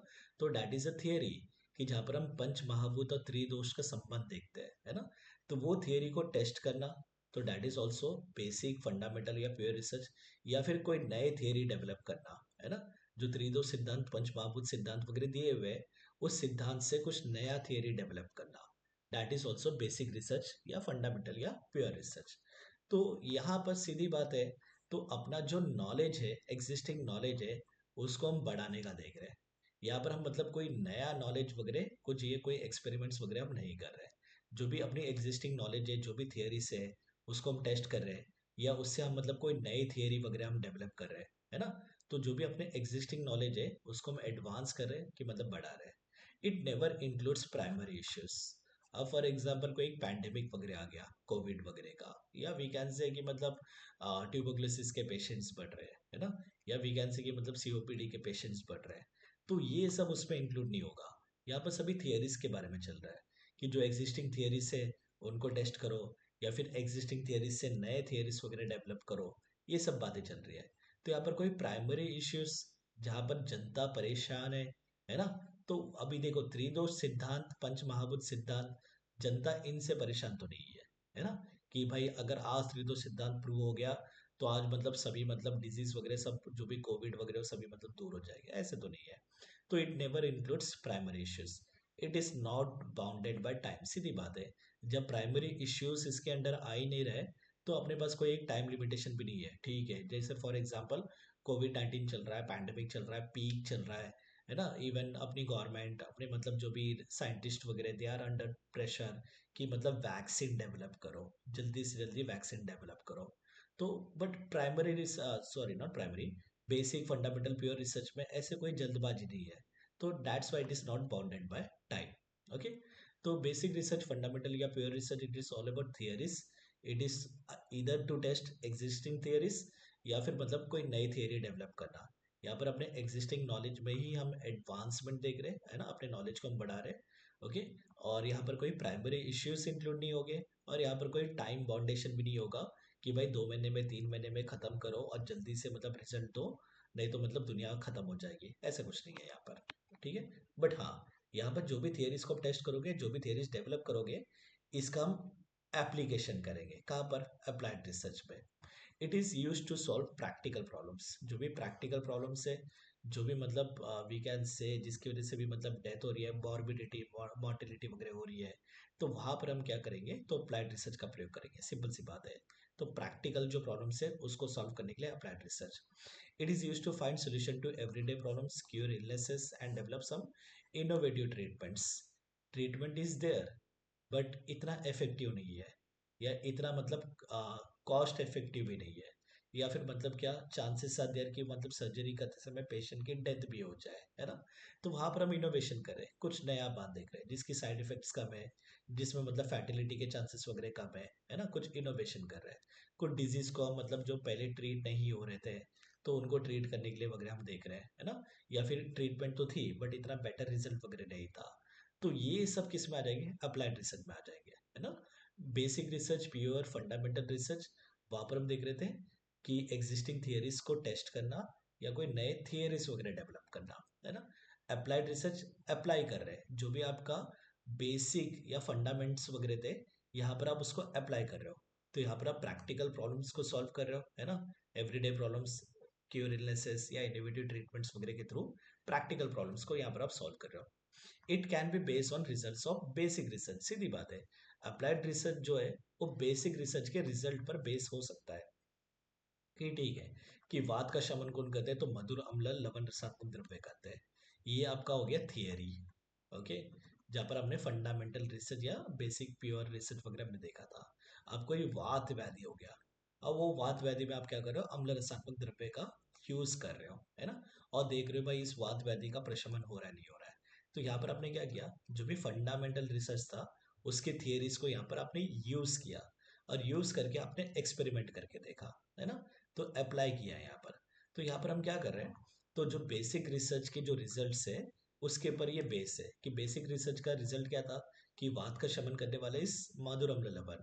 तो यहाँ पर हमने क्या किया भाई, अम्ल लवण वी नो कि वात का शमन करता है, तो एक one of the type of वात व्याधि था, तो वहां पर हमने देखा कि अम्ल रसात्मक द्रव्य देने के बाद में वो कम हो रहा नहीं हो रहा है। फॉर एग्जाम्पल जैसे हमने वातज ग्रहणी में देख लिया था, चतुर अम्ल आदि चूर्ण, है ना।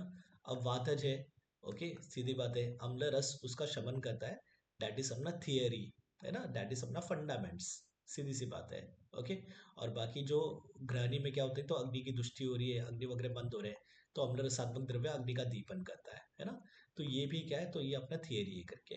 अब हमने क्या किया, ये थियरी को पुट किया प्रैक्टिकल प्रॉब्लम सॉल्व करने के लिए। वातज ग्रहण इज प्रैक्टिकल प्रॉब्लम, जहाँ पर आपके पास पेशेंट्स आ रहे हैं, है ना। तो वहां पर हमने चतुर अम्ल आदि चूर्ण यूज करके देखा। आपका मतलब यहाँ पर ये क्या था, चतुर अम्ल आदि चूर्ण ही क्यों यूज करे थे, बिकॉज देर इज फंडामेंट्स कि अम्ल रसात्मक द्रव्य अग्नि का दीपन करेगा, अम्ल रसात्मक द्रव्य वात का शमन करेगा करके। तो इसलिए आपने वहां पर जो फंडामेंटल रिसर्च थे उसको यहाँ पर आपने यूज किया यहाँ पर, है ना। तो it can be based on results of basic research, simple सी बात है। इट इज टाइम बाउंड, सीधी सी बात है। यहाँ पर प्रैक्टिकल प्रॉब्लम्स को सॉल्व करने की बात चल रही है, तो it is time bound. You will be having 3 months, 6 months, 2 months, ऐसे वगैरह, 1 साल, ये सब होगा। And it is an expensive study, सीधी सी बात है। आप प्राइमरी इन्वेस्टिगेटर है, अब फॉर एग्जाम्पल वहाँ पर 1,000 पेशेंट के ऊपर करना है, 2,000 पेशेंट के ऊपर करना है, तो आपकी एक टीम होगी। वहाँ पर आप लैब रिजल्ट्स वगैरह देख रहे हो, पेशेंट्स को ले रहे हो, उनको ट्रीटमेंट दे रहे हो, है ना, इन्वेस्टिगेशंस वगैरह सब कर रहे हो। तो it can be an expensive study as compare to basic research. Basic research में आप मतलब लिटरेचर रिव्यू वगैरह के थ्रू ही प्रूव कर सकते हो, ऐसे भी हो जाता है, तो वहाँ पर आपको ज़्यादा पैसे खर्चा करने की जरूरत नहीं पड़ती है। ओके, तो applied research it is time bound, it can be expensive as compare to basic research. Applied research can be problem oriented और गोल ओरिएंटेड, सीधी सी बात है कि एक प्रॉब्लम है उसको सॉल्व करना है, एक गोल है उसको रीच करना है ना। गोल है कि 6 महीने में क्या करना है अपने को, कोविड 19 का वैक्सीन बनाना है। एक प्रॉब्लम है कि भाई कोविड 19 का पैंडेमिक चल रहा है, उसके लिए भी कोई मेडिसिन बनाना है कि उसको भी मतलब वो व्याधि का नाश वगैरह हो करके, है ना। तो applied research can be problem oriented, goal oriented. It can be based on results of basic research, है ना, but it is use to solve practical problems, जो भी अपने डे टू डे प्रॉब्लम्स हो गए, इलनेसेस वगैरह हो गए, कोई इनोवेटिव ट्रीटमेंट्स वगैरह बनाना है, तो that is all applied research, है ना। बातों को समझो यहाँ पर, ठीक है। यहाँ पर आप बोलोगे यहाँ पर क्वेश्चंस क्या बनेंगे, यहाँ पर स्टेटमेंट्स वगैरह दे देंगे कि इनमें से कौन सा अप्लाइड रिसर्च के लिए स्टेटमेंट सही है गलत है, कौन सा मतलब बेसिक रिसर्च के लिए स्टेटमेंट सही है गलत है ना। तो इसके लिए यहाँ पर बातों को समझना बहुत ज़्यादा जरूरी है। यहाँ पर आप रटोगे नहीं, बातों को समझ कर आप रट लो, ठीक है, मोस्टली बातों को समझने वाली बात है ना। उसके बाद हम देख रहे हैं qualitative research and quantitative research. नाम में ही है क्वालिटेटिव, जहाँ पर आप उसको क्वांटिफाई नहीं कर पाओगे, है ना, कि 10 ग्राम, 20 ग्राम, 10 सेंटीमीटर, 15 सेंटीमीटर, ये नहीं कर पाओगे। क्वांटिटेटिव रिसर्च में आप उसको क्वांटिफाई कर पाओगे कि इतना इतना हुआ है करके, इतना इतना था, इतना इतना है करके, है ना। तो qualitative research is also called as unstructured research, और क्वांटिटेटिव रिसर्च को हम स्ट्रक्चर्ड रिसर्च करके ही बोलेंगे। Its findings are based upon statements और डिस्क्रिप्शन। यहाँ पर मतलब जो स्टेटमेंट और डिस्क्रिप्शंस के ऊपर अपनी फाइंडिंग्स होगी। अब फॉर एग्जांपल यहाँ पर दिया हुआ है इफेक्ट्स ऑफ लंगन ऑफ नव ज्वर, कि नव ज्वर का पेशेंट था, आपने उसको लंगन दिया। अब लंगन देने के बाद में आप ये नहीं लिखोगे कि 20% यहाँ पर क्या हुआ, तो आम बच गया, बाकी 80% आम जो था वो कम हो गया, है ना। कि आम पहले 100 ग्राम था, अभी मतलब 15 ग्राम बचा हुआ है, ऐसा आप लिख पाओगे क्या कि नवजोर में लंगन देने के बाद ऐसे हुआ? नहीं, पॉसिबल नहीं है। तो वहां पर आप क्या करोगे, नवजोर में लंगन देने के बाद हमें ये पाया गया कि वापस शरीर में लघुता आ गई, वहां पर मतलब क्या हो गया, तो ज्वर का नाश हो गया। वहां पर क्या हुआ, तो पेशेंट को मतलब स्वेद जनन वगैरह एक्शन हुआ, स्वेटिंग वगैरह हुई, क्योंकि जब भी मतलब आम का पाचन वगैरह होगा एंड ऑल दैट, तो वहां पर स्वेटिंग वगैरह होगी। तो it is based upon the statements और डिस्क्रिप्शंस कि शरीर में लघुता आ गई थी, ज्वर का नाश हो गया था, है ना, कि मतलब स्वेद का प्रवर्तन वगैरह होने लग गया था लंघन करने की वजह से। वहां पर आप ये नहीं बोल सकते हो लंघन करने की वजह से जो 100 ग्राम आम था वो 15 ग्राम रह गया करके। ये पॉसिबल है क्या बोलना, लंगन की वजह से आम इतना था इतना हो गया करके? नहीं। हम अंदर जाके अभी तक कुछ ऐसी बात नहीं आए जहाँ पर हम आम कितने हैं अपने शरीर में उसको मेजर कर सके करके, नॉट पॉसिबल। और मतलब लंगन देने के बाद आम कितना परसेंट रह गया, कितना ग्राम रह गया, कितना किलो रह गया, ये भी हम मतलब उसको मेजर नहीं कर सकते, क्वांटिफाई नहीं कर सकते। तो यहाँ पर हम स्टेटमेंट्स पे देंगे कि हाँ, लंगन कराने के बाद शरीर में लघुता आ गई, जोर का नाश हो गया, श्वेत की प्रवृत्ति वगैरह हो गई। ये आप बोल सकते हो कि पेशेंट को मतलब जो अरुचि था वो दूर हो गया, पेशेंट को भूख प्यास वगैरह लगने लगी, मतलब क्षुधा तृष्णा वगैरह लगने लग गई है ना, ऑल दैट, है ना, वेग की प्रवृत्ति वगैरह होने लगी, ये सब आप बोल सकते हो, है ना। बट आप ये नहीं बोल सकते हो कि ठीक है कि आम मतलब 100 ग्राम था, 50 ग्राम था, अभी 4 ग्राम रह गया, 8 ग्राम रह गया, ये आप नहीं बोल सकते हो। तो दैट इज क्वालिटेटिव रिसर्च. ओके, तो its findings are based upon statements और descriptions. You will give a statement description की लघुता आ गई, जोरकदाश हो गए, श्वेत की वगैरह प्रवृत्ति वगैरह हो गई. It is not possible to quantify mathematically. Mathematically इसको क्वांटिफाई करना, इतना ग्राम है, इतना परसेंटेज है, इतना सेंटीमीटर है, ये सब बोलना पॉसिबल नहीं है ना. तो इट इज एक्सप्रेस इधर in form of like textual data like good bad या माइल्ड मॉडरेट सीवियर, है ना. कि पेन कैसा है, तो patient will say mild pain है, मॉडरेट पेन है, सीवियर पेन है. पहले आया था सीवियर पेन लेकर, आपने उसको मेडिसिन दिया और उसका पेन क्या हो गया, माइल्ड हो गया. तो वहां पर वो बोलेगा कि मतलब ऐसे तो नहीं बोलेगा कि पहले 100 ग्राम पेन था, अभी 10 ग्राम पेन है करके, ये तो नहीं बोलने वाला है ना. पहले वो आएगा, वो बोलेगा सीवियर पेन था फॉर एग्जाम्पल, या फिर मॉडरेट पेन था.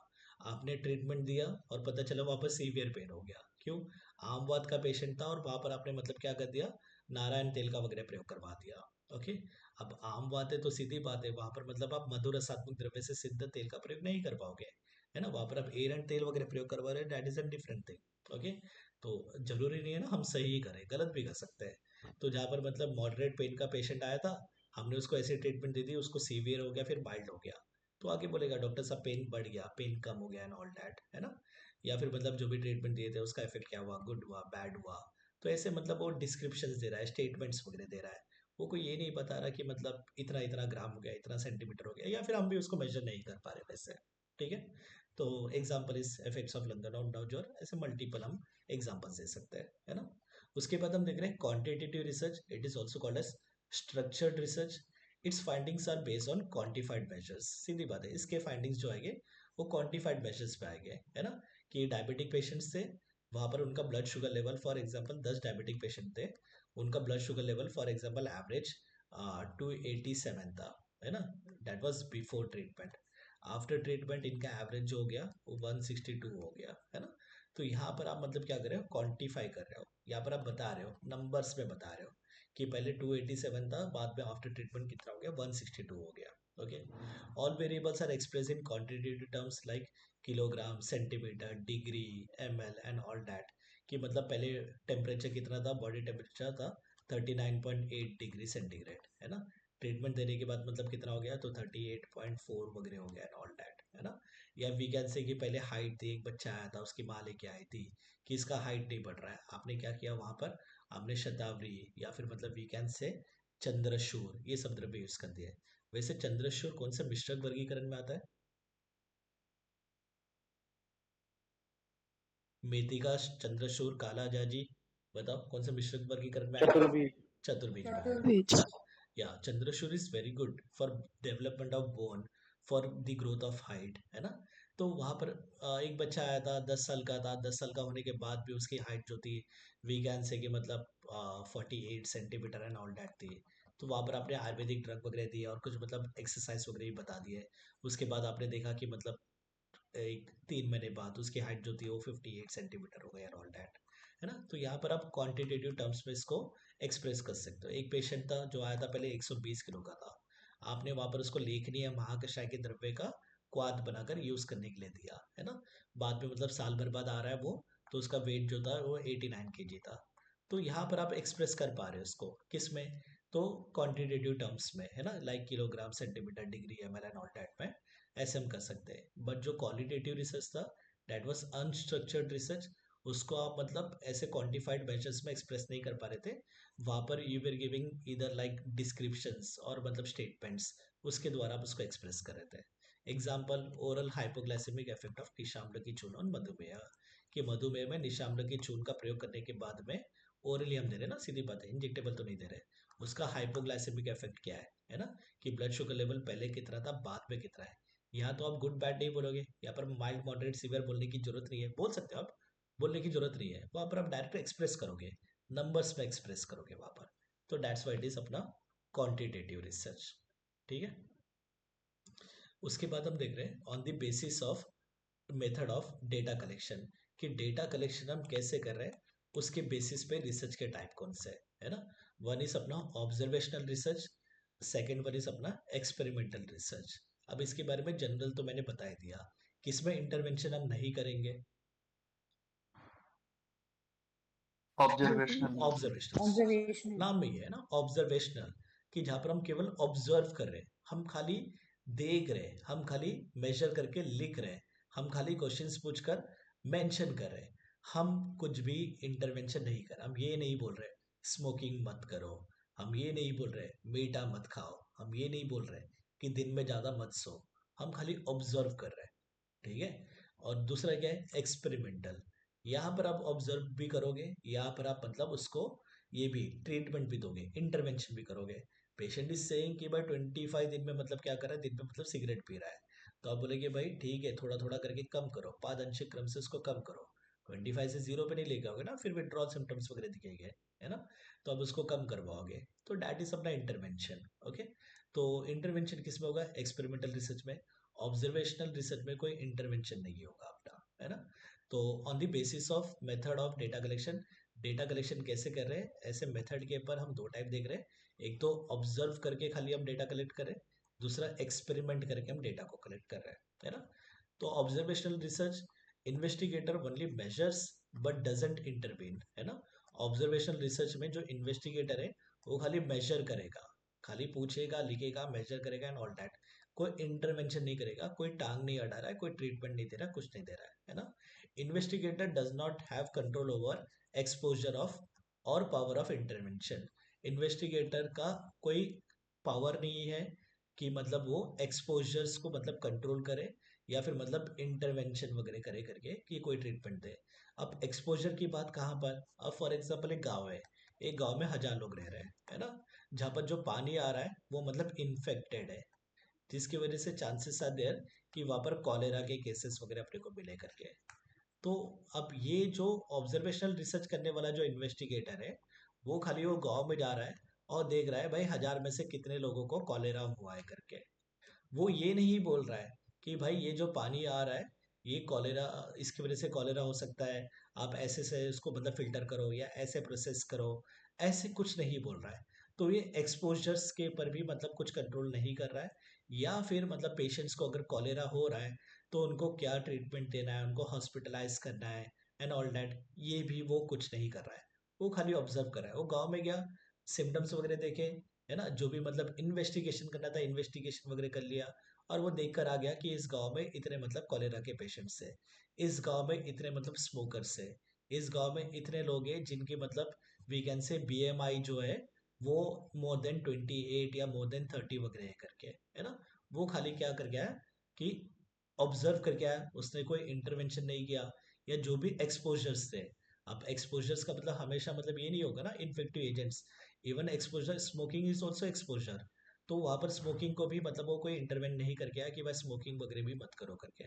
तो इन्वेस्टिगेटर यहाँ पर ऑब्जर्वेशनल रिसर्च में कंट्रोल करने के लिए वो कर सकता है, बट अगर कंट्रोल कर दिया तो that will B experimental research. तो यहाँ पर मतलब वो कोई कंट्रोल नहीं करेगा, एक्सपोजर पर इंटरवेंशन वगैरह भी कुछ नहीं करेगा, है ना। तो यहाँ पर हम देख रहे हैं example, effect of smoking on respiratory system, है ना, कि जहाँ पर इन्वेस्टिगेटर खाली जा रहा है, वो देख रहा है कि स्मोकिंग का रेस्पिरेटरी सिस्टम पर पेशेंट के क्या इफेक्ट हो रहा है, स्मोकिंग से सीओपीडी हो रहा है क्या, स्मोकिंग से मतलब ट्यूबरकुलोसिस के पेशेंट्स बढ़ रहे हैं क्या, खाली इतना देख रहा है, बाकी कुछ नहीं करा वो।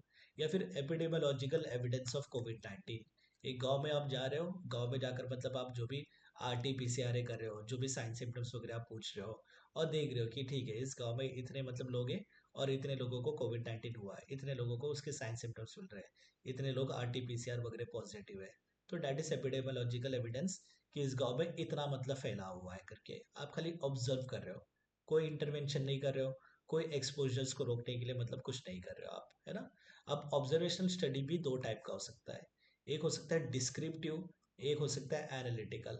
जैसा है वैसे ही लिखा, वैसे ही फॉरवर्ड कर दिया, तो that is descriptive. Second is analytical, कि जो मिला वो लिखा, उसके ऊपर एनालिसिस किया कि ये ऐसा क्यों हुआ करके, है ना, कि वहां पर अगर कॉलेरा के केसेस मिल रहे हैं अपने को तो क्यों मिल रहे हैं। तो उसने मतलब हिस्ट्री ली कि ठीक है, यहाँ पर मतलब पेशेंट्स वगैरह से क्वेश्चंस किया, इंटरव्यूज किया, वहां से उनसे पूछा कि मतलब पानी कैसा आ रहा है, तुम लोग पानी को मतलब साफ कर रहे हो क्या या फिर प्रोसेस कर रहे हो क्या, फिल्ट्रेशन वगैरह कुछ गांव में लगा हुआ है क्या, या फिर मतलब आप अपनी जो भी शौच विधि वो सब ठीक तरह से रख रहे हो क्या, है ना। तो उसने एनालिसिस किया, ठीक है भाई यहाँ पर कॉलेरा के पेशेंट्स मिल तो रहे, बट क्यों मिल रहे हैं, इस गांव में मतलब कैंसर, लंग कैंसर के पेशेंट्स मिल तो रहे, बट क्यों मिल रहे हैं? तो स्मोकिंग की वजह से मिल रहे हैं।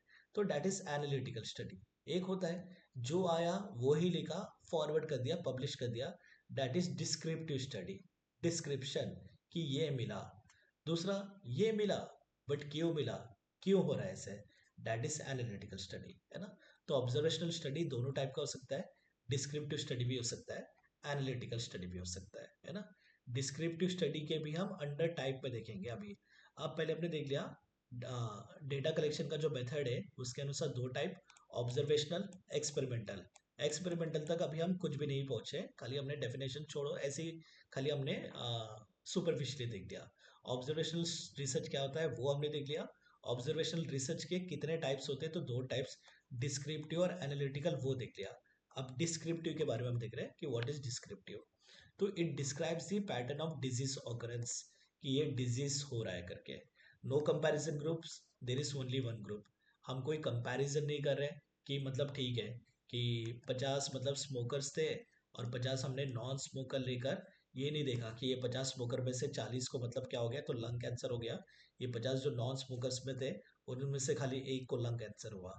अगर आप ये करते हो तो दैट विल बी एनालिटिकल, जहाँ पर आपने कंपैरिजन कर दिया, है ना।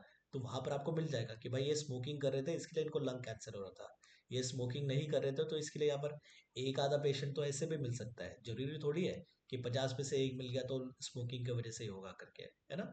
तो ये एनालिटिकल हो गया क्योंकि आपने यहाँ पर कंपेयर कर दिया था। यहाँ पर कोई कंपैरिजन ग्रुप नहीं होगा, एक ही ग्रुप होगा। आपको क्यों एनालिसिस नहीं करना है, कुछ नहीं करना है, कोई हाइपोथेसिस नहीं है, रैदर इट जनरेट्स हाइपोथेसिस, है ना। डिस्क्रिप्टिव स्टडी में कोई हाइपोथेसिस नहीं होता है, यहाँ पर हाइपोथेसिस जनरेट होता है। क्या हाइपोथेसिस जनरेट होगा? कि स्मोकिंग के वजह से लंग कैंसर हो सकता है, ये हो गया हाइपोथेसिस जनरेट हो गया। अब क्या करेंगे, अब दूसरे लोग इसके ऊपर एक्सपेरिमेंट करेंगे, है ना। तो वहां पर मतलब वो स्मोकर्स वगैरह को लेंगे और उनका मतलब फॉलो अप वगैरह लेंगे, हर मतलब वीकेंड से 1 महीने में, 3 महीने में या 6 महीने में, या फिर मतलब जो लंग कैंसर वाले पेशेंट है उनको बुलाएंगे या उनकी फिर मतलब हिस्ट्री लेंगे कि आप स्मोकिंग करते थे क्या, कितने दिन से करते थे, दिन में कितने बार स्मोकिंग करते थे, है ना। तो ये सब, ये क्या करेगा डिस्क्रिप्टिव स्टडी, ये हाइपोथेसिस जनरेट करेगा कि स्मोकिंग की वजह से कैंसर हो सकता है, दैट्स एन हाइपोथेसिस। अब उसके ऊपर लोग क्या करेंगे, तो एक्सपेरिमेंट करेंगे, है ना, उसके ऊपर क्या करेंगे लोग, रिसर्च वगैरह करेंगे। तो डिस्क्रिप्टिव स्टडी में हाइपोथेसिस होता नहीं है, डिस्क्रिप्टिव स्टडी हाइपोथेसिस को जनरेट करता है। तो ऐसे क्वेश्चन आ सकता है, इनमें से कौन सा स्टडी है जो हाइपोथेसिस को जनरेट करता है, तो बोलेंगे डिस्क्रिप्टिव स्टडी, क्योंकि वहां पर कोई एनालिसिस वगैरह नहीं हुआ था। वहां पर उन्होंने कोई एनालिसिस नहीं किया था कि स्मोकिंग की वजह से ही कैंसर हुआ है करके। उन्होंने खाली ये देखा कि हाँ इतने स्मोकर्स थे, इतने कैंसर के पेशेंट वहां पर मिले। कोई एनालिसिस नहीं किया था, कोई इंटरवेंशन नहीं किया था, कुछ नहीं किया था, है ना। तो डिस्क्रिप्टिव स्टडी ये हाइपोथेसिस को जनरेट करेगा। ओके। अब डिस्क्रिप्टिव स्टडी में भी क्या क्या आ जाएंगे, case report, case series, longitudinal study और क्रॉस सेक्शनल स्टडी, है ना। थोड़े देर रुक जाओ, दो तीन तो हम देख लेंगे इसमें से। Okay. On the basis of method of data collection, उसमें हमने दो टाइप देख लिया, एक्सपेरिमेंटल एंड ऑब्जर्वेशनल। फिर उसके बाद ऑब्जर्वेशनल के बारे में ही हम देख रहे हैं। ऑब्जर्वेशनल के हमने दो टाइप देख लिए, डिस्क्रिप्टिव और एनालिटिकल। अभी हम डिस्क्रिप्टिव के टाइप देख रहे हैं, सब टाइप के अंदर सब टाइप देख रहे हैं, है ना। डिस्क्रिप्टिव के टाइप कौन कौन से, case report, case series, longitudinal study and cross sectional study. पहले हम देख रहे हैं केस रिपोर्ट। केस रिपोर्ट एक सिंगल मतलब केस के ऊपर होगा, है ना। आपके पास एक पेशेंट आया था, that was he was suffering, he और she was suffering from typhoid. Okay. अब टाइफाइड के जो जनरल साइंस एंड सिम्टम्स थे वो तो आपको दिख ही रहे थे, बट एक कुछ अलग सा मतलब आपको वहां पर मतलब कुछ सिम्टम वगैरह दिख गया, या पेशेंट ने सिम्टम बता दिए, या फिर आपको कोई साइन दिख गया जो अभी तक कहीं पर वर्णन नहीं था जिसका, या वीकेंड से बहुत ही रेयर केसेस में वगैरह पाया जाता था, है ना। तो it is a brief objective report of clinical characteristic और outcome from a single case. एक सिंगल केस में, है ना, आप उसके क्या कर रहे हो, कोई नया क्लिनिकल कैरेक्टरिस्टिक दिख गया या ऐसे कोई क्लिनिकल फीचर्स दिख गए जो बहुत ही रेयर होते हैं, है ना, एक सिंगल केस में आपको दिखा है, उसका रिपोर्ट बनाकर जब आप प्रेजेंट करोगे तो that will be called as case report. या फिर एक सिंगल मतलब आपके पास पार्किंसंस का पेशेंट आ गया, है ना, या वी कैन से जाइगेंटिज्म का पेशेंट आ गया, जो नॉर्मली ऐसे पेशेंट वगैरह अपने को नहीं मिल रहे जैकेंटिज्म के वगैरह, उसके पर आपने क्या किया, उसको प्रेजेंट कर दिया, है ना। तो डेट इज केस रिपोर्ट। तो केस रिपोर्ट के बारे में सिंपल याद रखोगे कि it is from the single case. यहाँ पर आपके पास कोई मल्टीपल केसेस नहीं थे, आपके पास ऐसे कोई पेशेंट आ गया था जिसके मतलब ऐसा कोई डिजीज वाला पेशेंट आ गया था जिसके मतलब कोई भी रेयर सिम्टम है या रेयर साइन है जो नॉर्मली दिखता नहीं है, वो अपने को मिल गया। या फिर ऐसे साइन या सिम्टम मिल गए जो उसमें होते ही नहीं है, ऐसा कुछ नया साइन एंड सिम्टम मिल गया जो अभी तक मतलब लोगों ने देखा नहीं था करके। तो ये भी मतलब कुछ अलग बात थी। तो यहाँ पर अभी चांसेस नहीं है ना कि आपके पास ऐसे और भी 10-15 पेशेंट आए करके, ये चांसेस नहीं है। तो वहां पर आप क्या करोगे, वो सिंगल केस को ही प्रेजेंट कर दोगे वहां पर, है ना। तो that will be called as case report. Case report में सिंगल केस होगा, तो जहां पर मतलब कोई भी क्लिनिकल कैरेक्टरिस्टिक जो रेयर है, जरूरी नहीं है कि वहां पर आपको 30 पेशेंट का ही केस मतलब प्रेजेंट करना पड़े। वहां पर आप एक पेशेंट का भी केस रिपोर्ट मतलब क्या कर सकते हो, प्रेजेंट कर सकते हो। ओके। तो इन दिस रिपोर्ट यूनिक और rare features of disease are found, है ना। तो जैसे हम बार बार देख रहे हैं कि क्लिनिकल कैरेक्टरिस्टिक कोई भी मतलब यूनिक सा जो मतलब अभी तक दिखा नहीं था, या कोई रेयर फीचर जो नॉर्मली मतलब उस डिजीज में दिखता नहीं है, ऐसे कुछ मतलब अपने को मतलब कुछ फीचर्स मिल गए, तो एज ए सिंगल केस करके भी हम उसको क्या कर सकते हैं, प्रेजेंट कर सकते हैं। तो that's why it is called as case report. Case report में सिंगल केस होगा, है ना। अगर आपको मल्टीपल केसेस मिल रहे हैं तो that will B case series. Okay. It is a study of multiple cases, also known as clinical series. तो क्लिनिकल सीरीज में मल्टीपल केसेस हो गए। ओके। फॉर एग्जांपल आपको मतलब ऐसे मिल रहे थे, स्मोकर्स मिल रहे थे, और फिर मतलब उसकी वजह से उनको क्या हो रहा था, तो कैंसर हो रहा था, है ना। या फिर मतलब आपके पास कैंसर के मतलब दो ऐसे 15-20 पेशेंट आ गए जहाँ पर अपने हिस्ट्री ली, तो वापस स्मोकिंग का मतलब अपने को हिस्ट्री मिला। ओके। तो यहाँ पर क्या होगा, तो it is a study of multiple cases, क्योंकि 15-20 केसेस हो गए थे, है ना। तो इसको क्लिनिकल सीरीज बोलेंगे। केस रिपोर्ट में सिंगल केस होगा जहाँ पर मतलब अपने को कोई अलग सा क्लिनिकल कैरेक्टरिस्टिक मिल गया, या फिर वो डिजीज का जो आउटकम था वो कुछ अलग ही आया है ना। तो यहाँ पर अपने को यूनिक या रेयर फीचर को हम क्या कर रहे हैं, यहाँ पर ऑब्जर्व कर रहे हैं। ओके। और उसको डिस्क्राइब कर रहे हैं, तो डेट वाज डिस्क्रिप्टिव, है ना। ऑब्जर्वेशनल में भी डिस्क्रिप्टिव, और ऑब्जर्वेशनल में भी डिस्क्रिप्टिव के बाद केस रिपोर्ट, क्योंकि सिंगल केस में मिला था, है ना। केस सीरीज में क्या होगा, there will be multiple patients, है ना, मल्टीपल केसेस। जहां पर हमने देखा मल्टीपल केसेस मिल रहे थे लंग कैंसर के, अपने पास क्लिनिकल प्रैक्टिस कर रहे हो, 6 महीने के अंदर अपने पास 15 केसेस वगैरह आ गए, और सभी की जब हमने हिस्ट्री टेकिंग की तो अपने को पता चला कि स्मोकिंग करते थे। तो यहाँ पर भी ऑब्जर्वेशन है कि भाई ये लंग कैंसर के पेशेंट थे जिनको मतलब क्या, स्मोकिंग की हिस्ट्री मिली थी करके, है ना। तो मल्टीपल केसेस है, तो डैट विल बी अपना क्लिनिकल सीरीज। सिंगल केस का जब आप डिस्क्रिप्शन दे रहे हो तो डैट विल बी अपना case report. It can B retrospective, it can B prospective. What is retrospective, उल्टा, कि कैंसर हो गया था, वहां पर आपने मतलब पेशेंट से रिसर्च किया, मतलब उससे पूछा, हिस्ट्री वगैरह ली, तो अपने को स्मोकिंग की हिस्ट्री मिली, है ना। तो डेट इज रेट्रोस्पेक्टिव, जहां पर हम मतलब कार्य से कारण की ओर जा रहे हैं, है ना, इफेक्ट से कॉज की तरफ जा रहे हो। ओके। इसको हम क्या बोलते हैं, रेट्रोस्पेक्टिव। हम फोटोज डालते हैं ना, रेट्रो फोटोज, है ना, रेट्रो फोटोज वगैरह, ये रेट्रो इमेजेस कि 70s 80s के मतलब हीरो हीरोइन के एक्टर एक्ट्रेस के लुक पे वगैरह हम डालते हैं। तो डेट इज रेट्रो, कि मतलब पीछे की तरफ हम जा रहे हैं। प्रोस्पेक्टिव, या फिर आपके पास जो पेशेंट्स आ रहे थे दे वर स्मोकर्स, है ना, और ये मतलब कंटिन्यूसली आपके पास मतलब पेशेंट्स आ रहे हैं, है ना, 2-3 साल से, और वहां पर आप देख रहे हो कि आगे जाकर इनको क्या हो रहा है, तो सीओपीडी हो रहा है करके। ओके। तो डेट इज प्रोस्पेक्टिव, कि जहां पर मतलब हम कॉज से इफेक्ट की तरफ जा रहे हैं। ओके। तो जहां पर हम इफेक्ट से कॉज की तरफ जाएंगे, दैट इज रेट्रोस्पेक्टिव स्टडी। जहां पर हम कॉज से इफेक्ट की तरफ जा रहे हैं, दैट इज प्रोस्पेक्टिव स्टडी, जहां पर हम आगे की ओर जा रहे हैं। ठीक है। तो केस सीरीज में मल्टीपल केसेस हो गए, है ना। That why it is also known as clinical series या केस सीरीज। ये रेट्रोस्पेक्टिव भी हो सकता है, ये प्रोस्पेक्टिव भी हो सकता है, कि इफेक्ट से कॉज की तरफ भी आप मतलब दे सकते हो क्लिनिकल सीरीज या केस सीरीज, या फिर मतलब कॉज से इफेक्ट की तरफ भी, मतलब अगर आपको को पेशेंट मिल रहा है तो वो भी आप इसको प्रेजेंट कर सकते हो। ठीक है। बाकी जो लॉन्गिट्यूडनल स्टडी है और उसके बाद क्रॉस सेक्शनल है, इसको एक्सप्लेन करने में अच्छा खासा टाइम जाएगा, तो हम कल देखेंगे इसके बारे में। ठीक है। आज जितना हो गया उसके बारे में कोई doubt, anyone you can ask. जो हमने टाइप्स ऑफ रिसर्च वगैरह देखे थे दे आर इंपॉर्टेंट, वो अच्छी तरह से करना है। बाकी तो स्टार्टिंग रिसर्च की डेफिनेशन है, उसके पर्यायवाची है, ये सब यूजी लेवल पर, पीजी लेवल पर वहाँ पर क्वेश्चन नहीं बनेंगे। वी शुड नो है ना, प्राइमरी क्या है, सेकेंडरी क्या है, उसके एग्जाम्पल्स क्या है, फंडामेंटल क्या है, अप्लाइड रिसर्च वगैरह क्या है, उनके मतलब जो भी हमने स्टेटमेंट्स वगैरह देखे थे वो अपने को ध्यान में रखना है।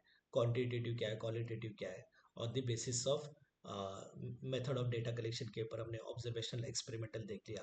ऑब्जर्वेशन के फिर हमने दो टाइप देखे, डिस्क्रिप्टिव एनालिटिकल।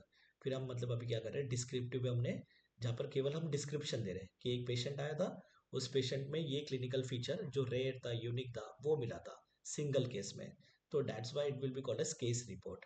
मल्टीपल केसेस वगैरह अपने को मिले थे, जो हम मतलब क्या कर रहे हैं, तो मतलब पब्लिश वगैरह कर रहे हैं, तो दैट विल बी अपना केस सीरीज। अब केस सीरीज रेट्रोस्पेक्टिव, प्रोस्पेक्टिव कुछ भी हो सकता है।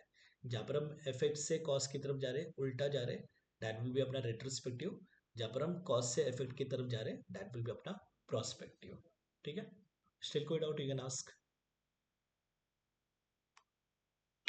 चलो बाय।